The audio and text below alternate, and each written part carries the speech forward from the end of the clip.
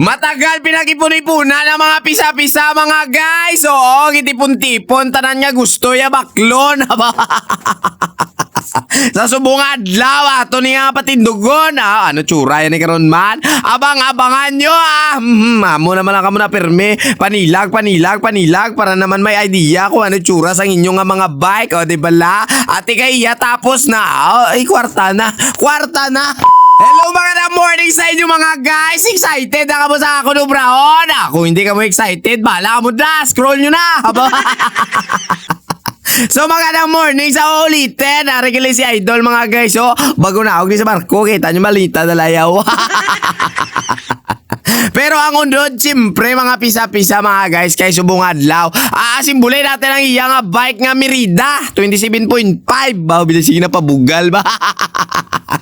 So bali ang iyahab mga guys, Crimson Claw. Nakita naman ninyo siguro naka QR type niya nga aton nga gamiton. Kaya ang iya nga shock Epixon. Wow! Tapos ang iya mga guys nga spoke nga gamiton no ay pillar spokes na. Kabalo naman kamo siguro bila presyo yan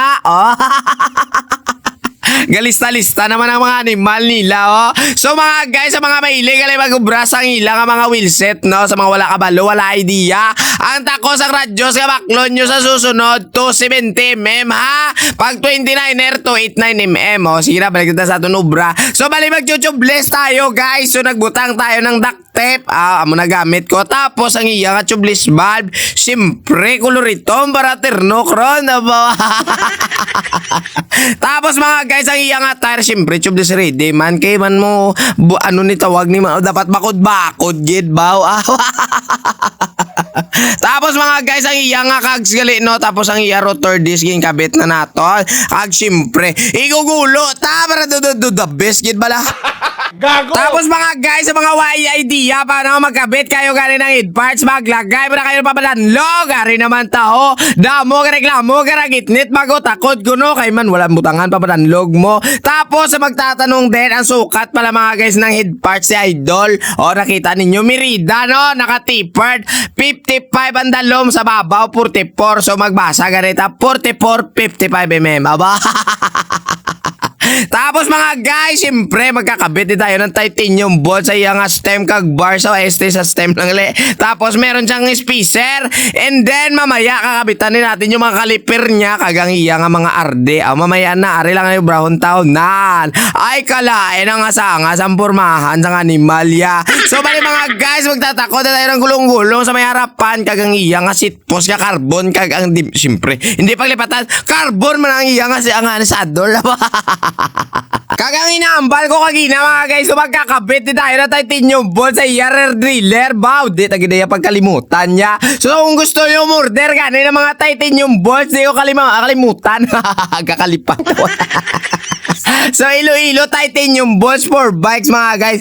PM nyo lang ng tagiya kagwapo-gwapo. Request ka muna kung anong bagay ang mga bolt sa mga stem parts ang bike nyo. Basta mga bolt na bagay sa bike nyo PM nyo lang sa kayo. Automatic na ya. Bayad yung mo yun. Gago! So magkakabit tayo mga guys sa kanya kanina no? So ang brand pala na tinakod natin dyan mga guys, SRAM man. SRAM. Tapos mga guys, siyempre ang yung prino i-bleeding tanadana. Ano tawagan na? Basta i-drain tayo oil habaw. And then ikakalimutan siyempre mga guys, matapos tayo mag-alay ng kambyada. Butangan tayo sa mais nga purple. Abaw! Purple! Baka quality mo na sa mga gimpantakod ko nga mga bolt ni man. So sige na, hasta na lang si Maninoy didre mga guys kay natikalan ta naman kamo sa bunga adlaw. Kag siyempre may idea naman kamo. Abaw! Madamo gid nga salamat sa inyo. Walang umpay na suporta sa akon. Kay si Idol mapuli na dol. Amambal ko lang si mo halo kagid sa pagra-ride mo ha. Kag siyempre thank you so much sa tip mo paldo si Maninoy ninyo. Bye mga iriputa.